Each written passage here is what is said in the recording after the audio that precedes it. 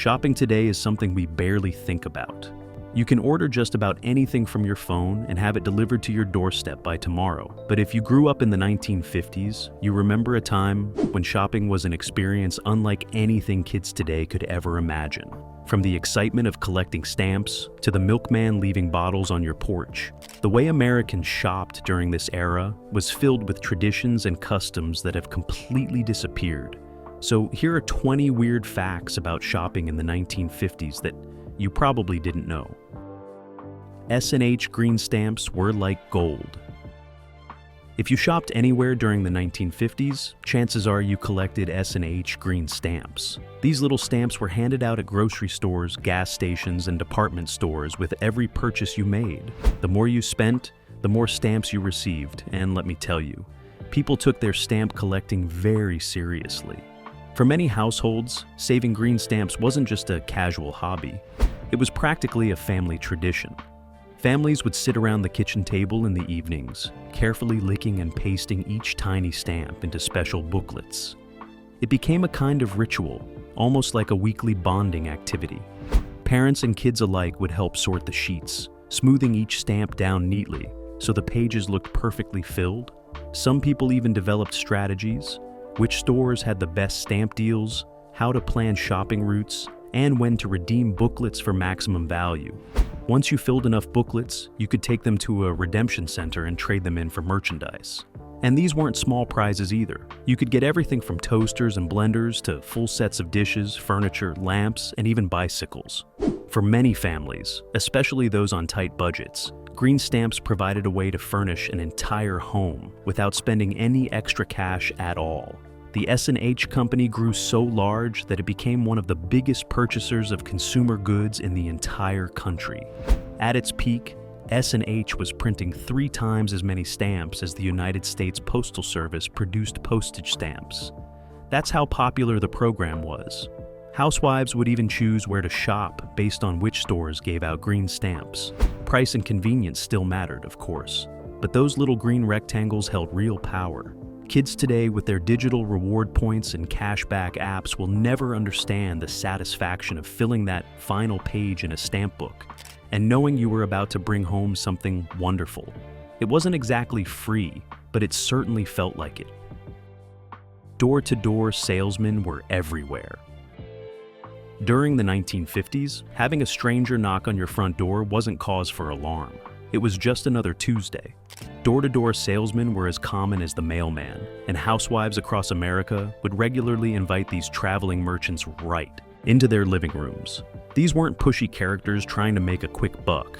Many of them were respected members of the community who built relationships with the families on their routes. They sold everything from vacuum cleaners and encyclopedias to cosmetics and cookware. And they didn't just show up and leave. They would demonstrate their products right there in your home, often spending an hour or more showing you exactly how everything worked. The Electrolux vacuum salesman would vacuum your entire living room to show you how powerful his machine was.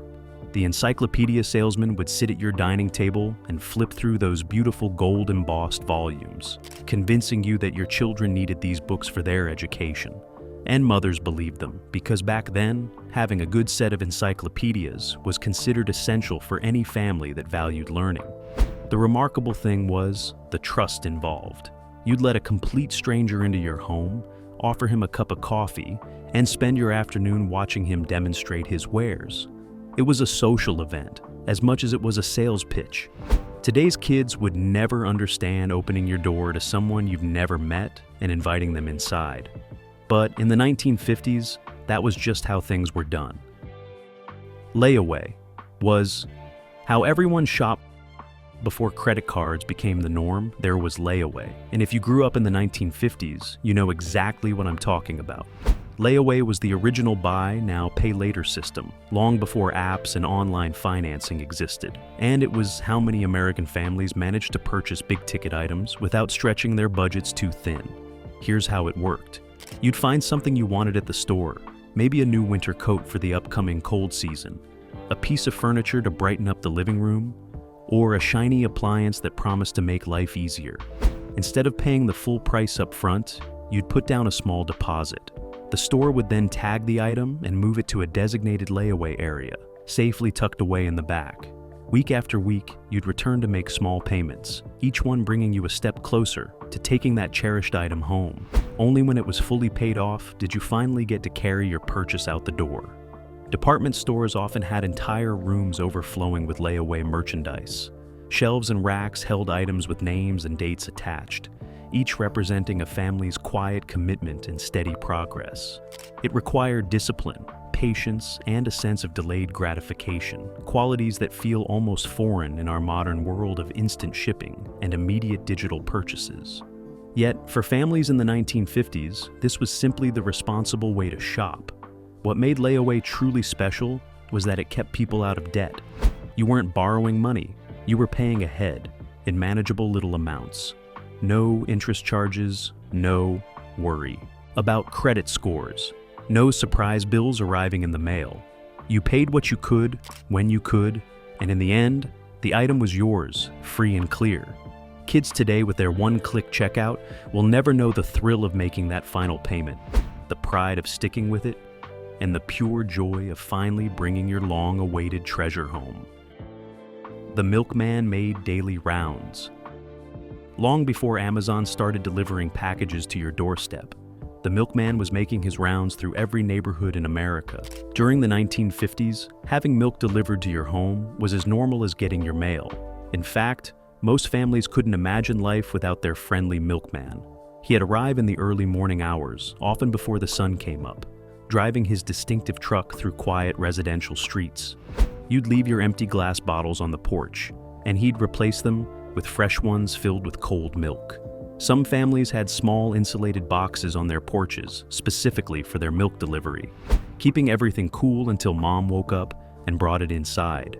But milk wasn't the only thing your Milkman delivered. Many offered cream, butter, eggs, cottage cheese, and even orange juice. He was like a mobile dairy department that came right to your door. And because he visited the same houses week after week, year after year, he became part of the neighborhood. He knew your family, knew how many bottles you needed, and would even notice if something seemed off.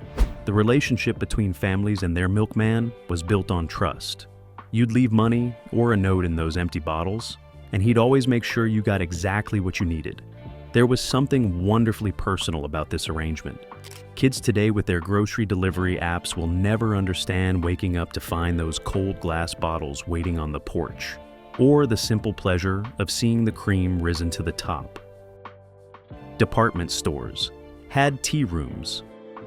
Shopping in the 1950s wasn't just about buying things. It was a social event, an outing, and sometimes an entire day's adventure. And nothing captured this better than the elegant tea rooms found inside department stores across America. These weren't ordinary cafeterias or food courts like we have today. Department store tea rooms were proper restaurants with white tablecloths, fine china, and waitresses in crisp uniforms.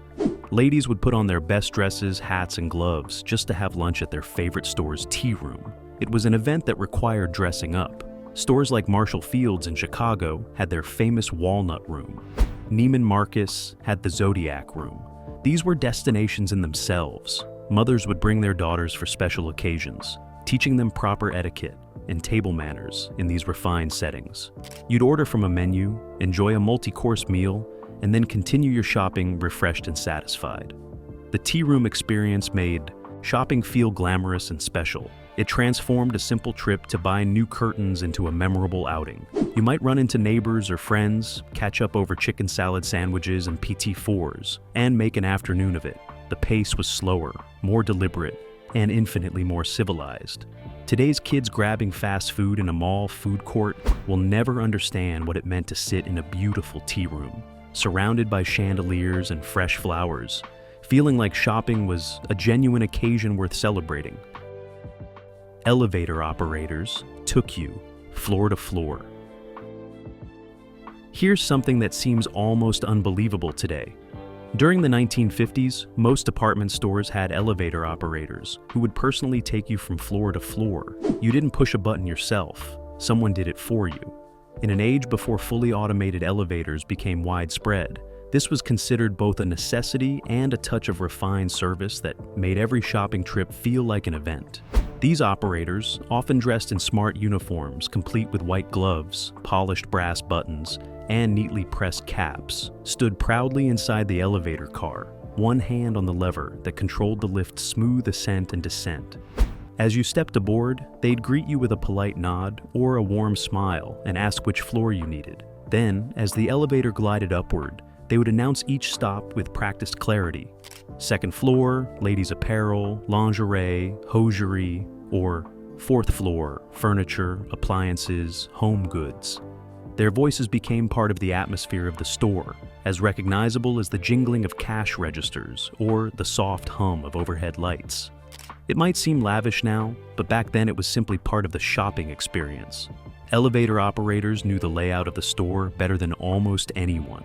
If you weren't sure where to find something, they'd guide you instantly. They added a layer of hospitality and professionalism that modern shoppers rarely encounter. For children accompanying their mothers, riding with these uniformed operators felt magical, like stepping into a scene from a Hollywood film. Beyond charm, the operators served a practical purpose. Early elevators required skill, precision, and constant attention to operate safely. A trained operator ensured smooth stops and prevented mishaps. As automatic systems improved and labor costs rose, the profession slowly faded away. But for those who remember, stepping into a gleaming department store elevator and being greeted by a courteous operator was an experience that made even a simple shopping trip feel special. Gift wrapping was free and elaborate. When you bought a gift at a department store during the 1950s, the wrapping that came with it was nothing short of spectacular. And here's the amazing part. It was completely free. Department stores employed professional gift wrappers who could transform any purchase into a work of art. We're not talking about throwing something in a gift bag with some tissue paper. These were elaborate presentations with beautiful paper, perfectly tied ribbons, intricate bows, and sometimes even fresh flowers tucked into the arrangement. Each store had its own signature wrapping style, and people could often identify where a gift came from just by looking at the package. The gift wrapping department was usually located near the back of the store, and during the holiday season, there would be lines of customers waiting to have their purchases transformed. The wrappers were skilled artisans who took tremendous pride in their work.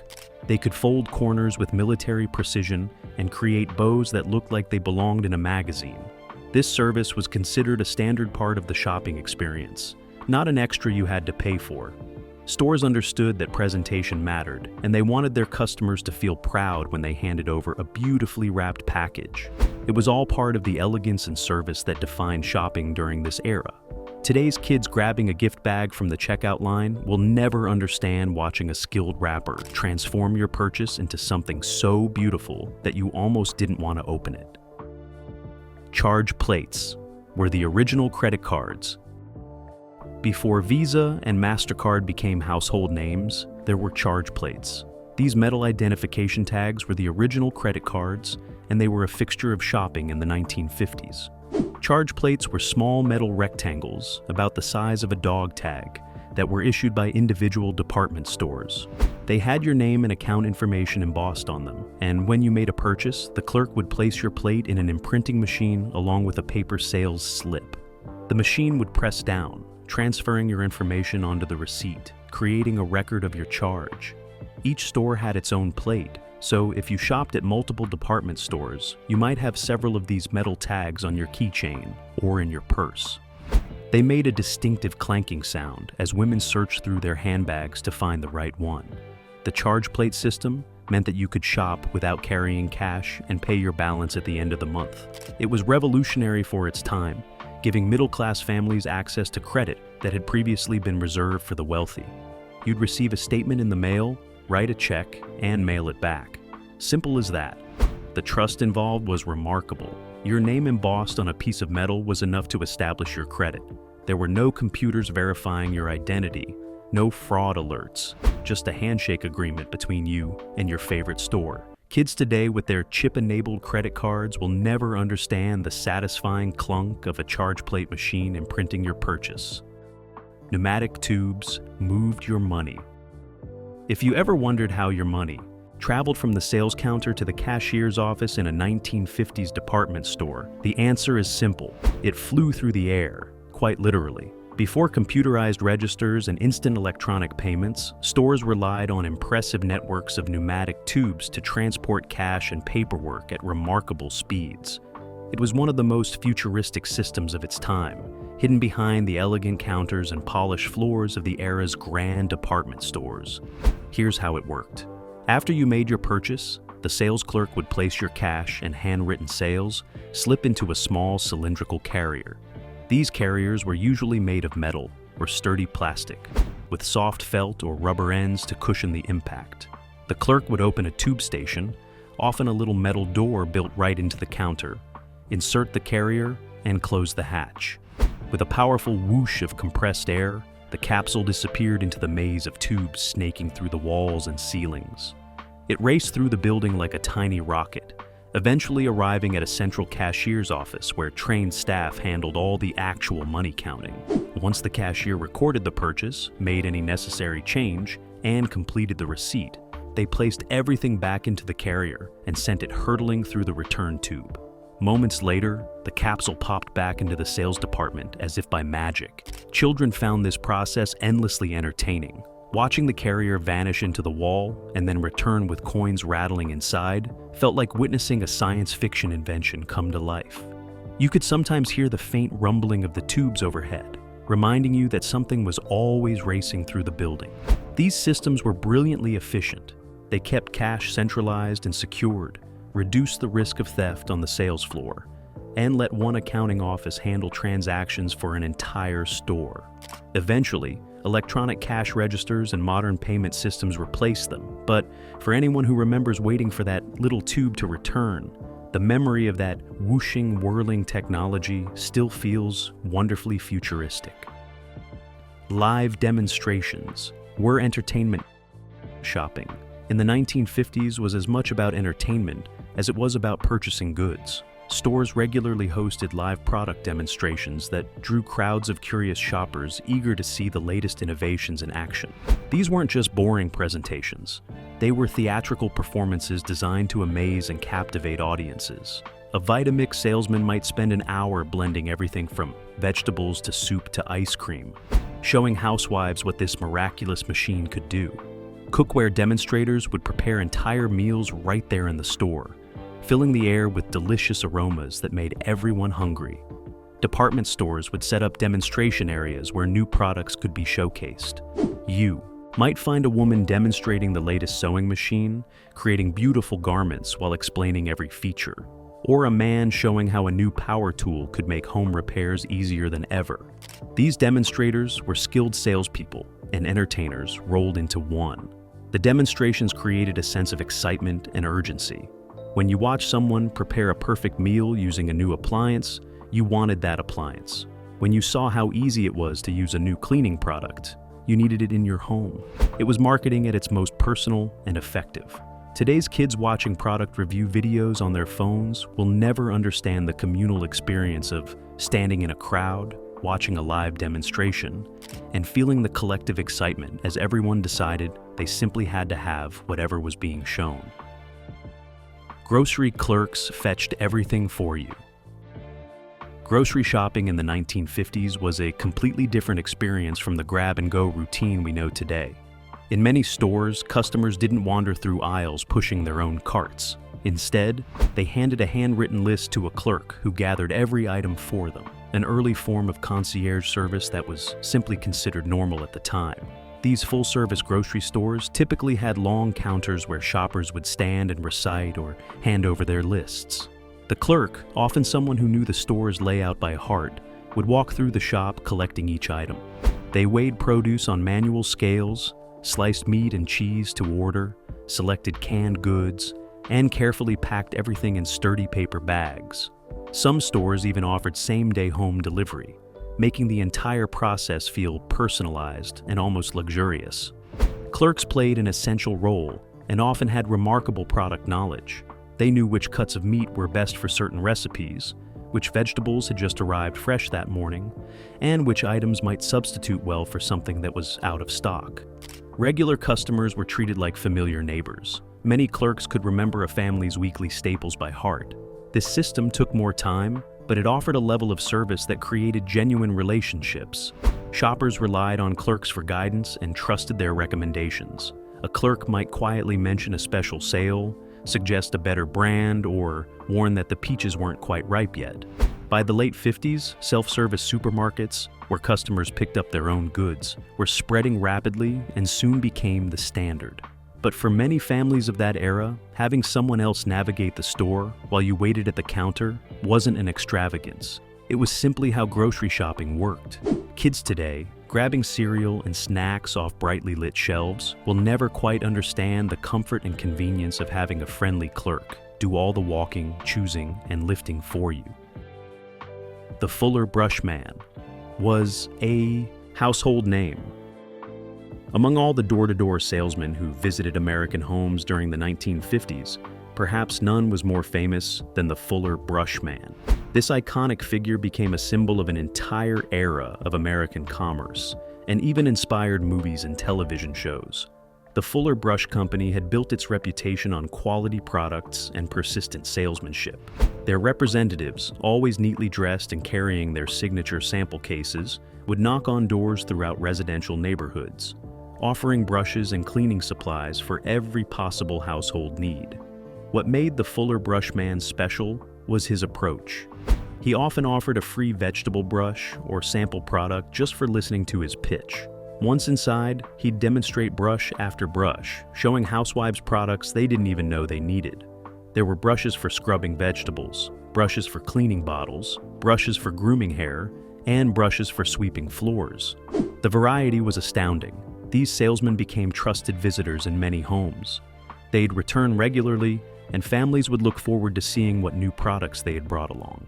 The Fuller Brush Man knew his customers and their needs, often remembering which brushes they had purchased before and what might need replacing. The company's success spawned countless imitators and made door-to-door sales a respectable profession. For housewives who couldn't easily get to stores, having quality products brought directly to their door was a genuine convenience. Kids today ordering everything online will never understand the anticipation of hearing the Fuller Brush Man's knock and wondering what new products he'd have in his sample case. Catalog shopping was a way of life. Long before the internet made shopping from home possible, families in the 1950s had their own version of online browsing. It came in the form of thick catalogs from Sears, Roebuck and Company, and Montgomery Ward, and it was absolutely magical. These weren't just catalogs, they were wish books, especially the holiday editions that arrived each fall. Children would spend hours poring over every page, circling the toys they wanted Santa to bring. Adults would study the clothing, furniture, and appliances, dreaming about their next major purchase. The Sears catalog alone could be over 1,000 pages thick. For families living in rural areas far from major stores, these catalogs were lifelines. You could order virtually anything and have it shipped to your home or to the nearest catalog pickup station. Everything from wedding rings to work boots to entire prefabricated houses could be ordered through these pages. The catalog shopping experience required patience. You'd fill out an order form by hand, mail it with your payment, and then wait weeks for your items to arrive. There was no tracking number, no estimated delivery date, just faith that your order would eventually show up. And when it did, opening that package was pure excitement. Many families saved their old catalogs, using them for everything from children's craft projects to an extra seat cushion. The outdated editions even served a practical purpose in many outhouses across rural America. Kids today, with their instant digital shopping, will never understand the joy of that heavy catalog arriving in the mail, full of possibilities waiting to be discovered. Diaper services delivered to your door. Before disposable diapers revolutionized childcare, families in the 1950s relied on cloth diapers. And for many, that meant using a diaper service that would pick up soiled diapers and deliver fresh, clean ones right to your door. These services were a godsend for new mothers. Once or twice a week, a delivery truck would arrive at your home. You'd hand over a bag or hamper full of dirty cloth diapers, and the driver would leave you a fresh supply of professionally laundered ones. The diapers came back sparkling white, neatly folded and ready to use. The economics made sense for many families. Washing cloth diapers at home was exhausting, time-consuming work. You had to soak them, scrub them, boil them to sanitize, and then hang them to dry. With a diaper service, all that work was done for you by professionals with industrial equipment that could get diapers cleaner than any home washing machine. These services employed routes of delivery drivers who knew their customers well. They'd wave to the children, chat with the mothers, and become regular fixtures in the neighborhood. It was yet another example of the service economy that defined this era. When Pampers introduced the first disposable diapers in 1961, the diaper service industry began its slow decline. But for families in the 1950s, those fresh stacks of white cloth diapers appearing on their doorsteps were a small miracle that made new parenthood just a little bit easier. Parents today buying disposables at the store will never understand the relief of seeing that diaper truck pull up to your house.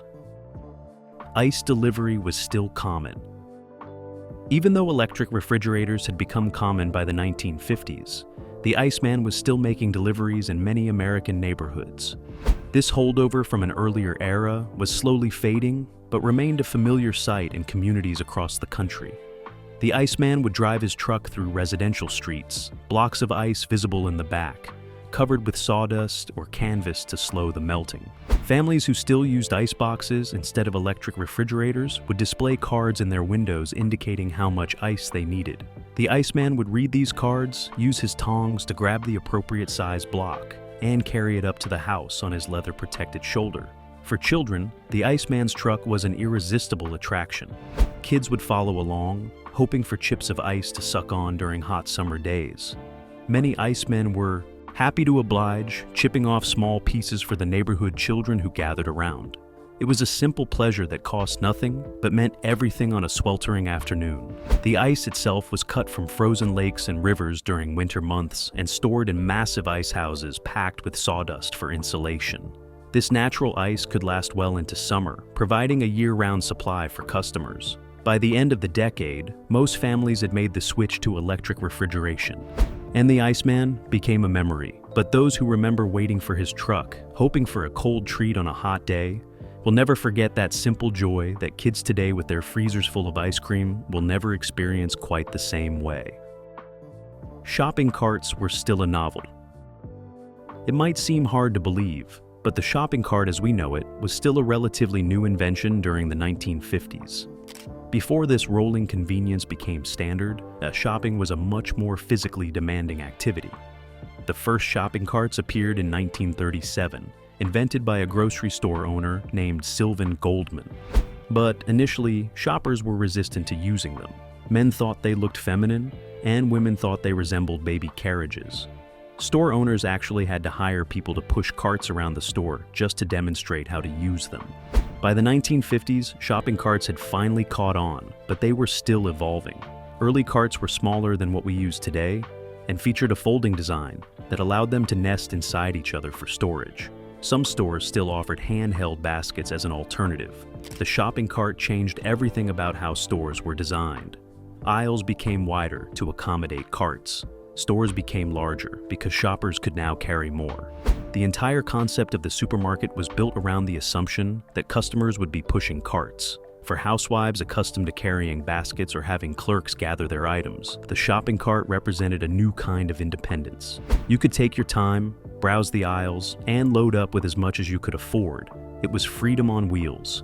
Kids today who have never known a world without shopping carts will never understand what a revolutionary change this simple invention brought to the American shopping experience.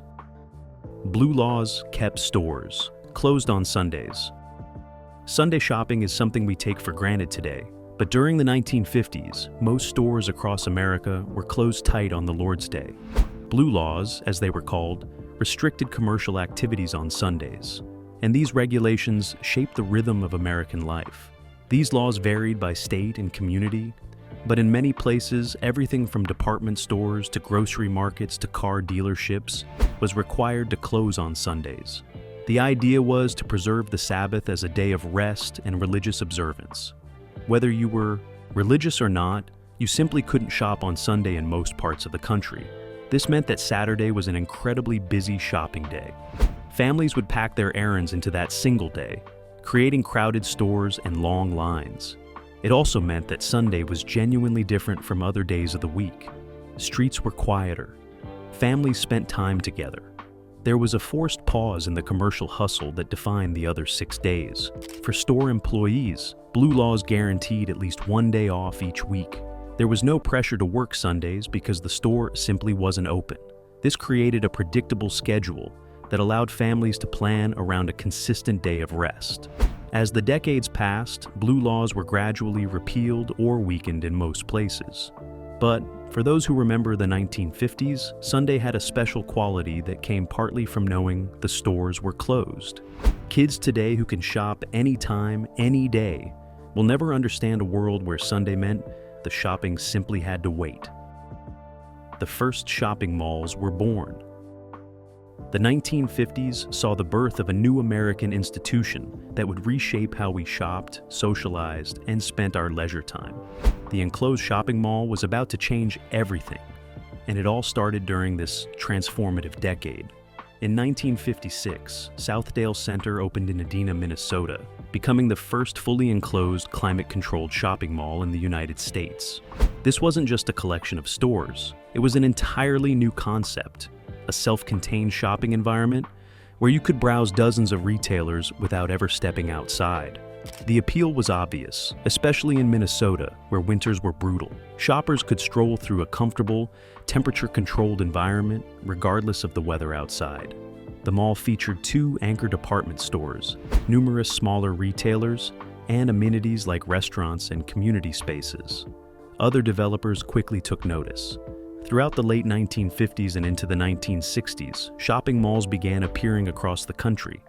Each one was larger and more ambitious than the last. They became destinations in themselves, places where teenagers would hang out, families would spend entire days, and communities would gather. The shopping mall represented a fundamental shift in American commerce. Instead of a downtown with separate stores on individual streets, everything was brought together under one roof. It was convenient, it was modern, and it captured the optimistic spirit of the era. Those who witnessed this transformation will never forget the wonder of walking into an air-conditioned mall for the first time. Kids today who view malls as outdated will never understand the excitement of that revolutionary new way to shop. Kids roamed stores, unsupervised. During the 1950s, it wasn't unusual for children to roam through department stores, completely unsupervised, while their parents shopped elsewhere in the building. This level of freedom seems almost unthinkable today, but back then, it was simply how things worked. Mothers would bring their children to the store and then let them wander off to explore. Kids might spend hours in the toy department, examining every item on the shelves while mom looked at fabrics or tried on dresses several floors away. Nobody worried, the store felt safe. The employees kept a casual eye on things, and children knew to meet their parents at an agreed-upon spot when it was time to leave. Department stores even encouraged this independence. Many had special children's areas with activities and entertainment designed to keep young shoppers occupied. Some stores employed staff specifically to watch over these areas, but even this supervision was relaxed by modern standards. This freedom extended beyond the store itself. Children might walk to the corner store alone, make purchases with their own money, and return home without anyone thinking twice about it.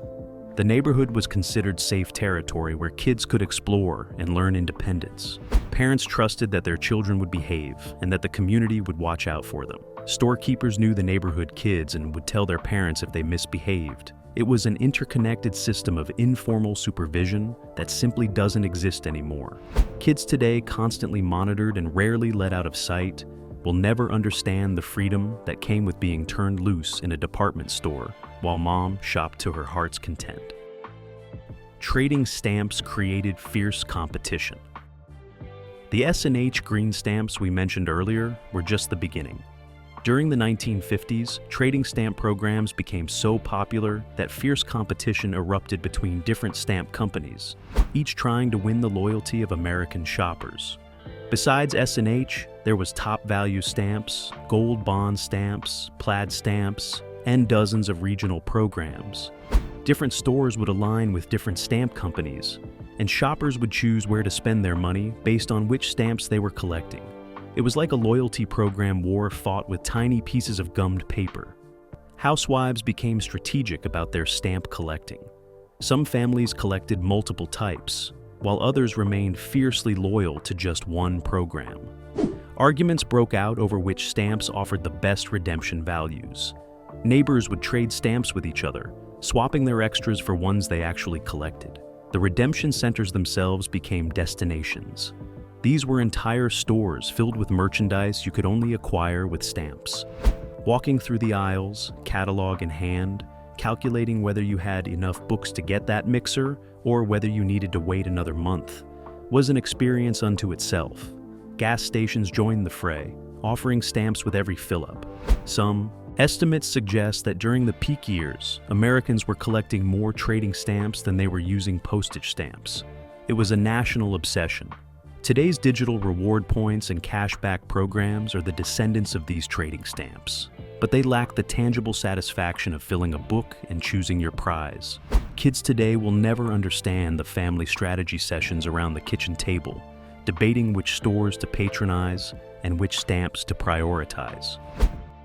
Shopping in the 1950s was a world apart from what we experience today. The personal service, the trust between merchants and customers, and the sense of community that surrounded every purchase have largely disappeared in our modern era of self-checkout lanes and online ordering. But those of us who remember this time carry those memories with us. We remember the feeling of importance that came from being waited on by attentive clerks. We remember the excitement of stamp books filling up and catalog orders finally arriving. We remember when shopping was an event, not just a transaction. The 1950s gave us innovations that would shape retail for generations to come, from shopping carts to shopping malls. But it also represented the twilight of an older way of doing business, one built on personal relationships and patient service. Let me know in the comments if you remember any of these shopping experiences from the 1950s. Did your family collect green stamps? Do you remember the Milkman or the Fuller Brush Man visiting your home? I'd love to hear your stories. And make sure to subscribe and share this video with someone who grew up during this remarkable era. As always, thank you so much for watching.